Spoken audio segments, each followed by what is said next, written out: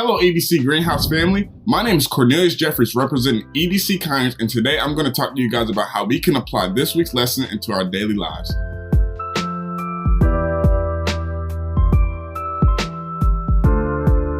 This week's lesson was about Esther's courage. Esther was approached by Mordecai to approach the king in order to save her people from destruction. Though there were strict rules that those who were not summoned by the king would be put to death unless he extended his scepter to spare their life. Mordecai reminded Esther that the risk she was taking was bigger than herself and for the betterment of her people. So after fasting for 3 days, she had the courage to approach the king. The Bible tells us to walk by faith and not by sight. We must have the strength, the courage, and the faith to do what we think is right and understand that it is all in God's purpose for our lives. As disciples, it is important that we continue to band together during these tough times. We must continue to hold each other accountable and continue to build His kingdom's culture.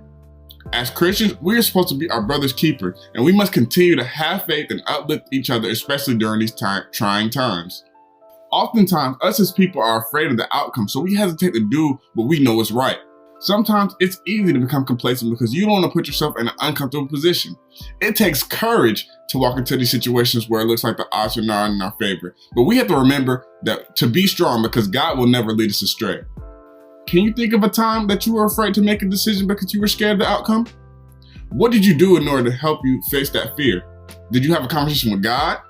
And how did that help you in facing that obstacle? God didn't design us to stand up to culture alone. He's given us His people so that we can establish His kingdom culture together. Reach out to a fellow Christ follower and share one way in which you need to go against the grain culturally. Make a plan on how you will pray for each other and take risks together. Be specific, such as, what are you going to do? When are you going to do it? And is there someone who can keep you accountable?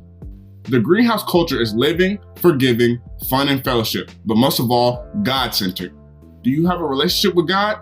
If you need assistance or if you're ready to take that first step in your walk with Christ, please reach out to one of our youth leaders. And you can visit okgodwhatsnext.org. Have a wonderful week and God bless.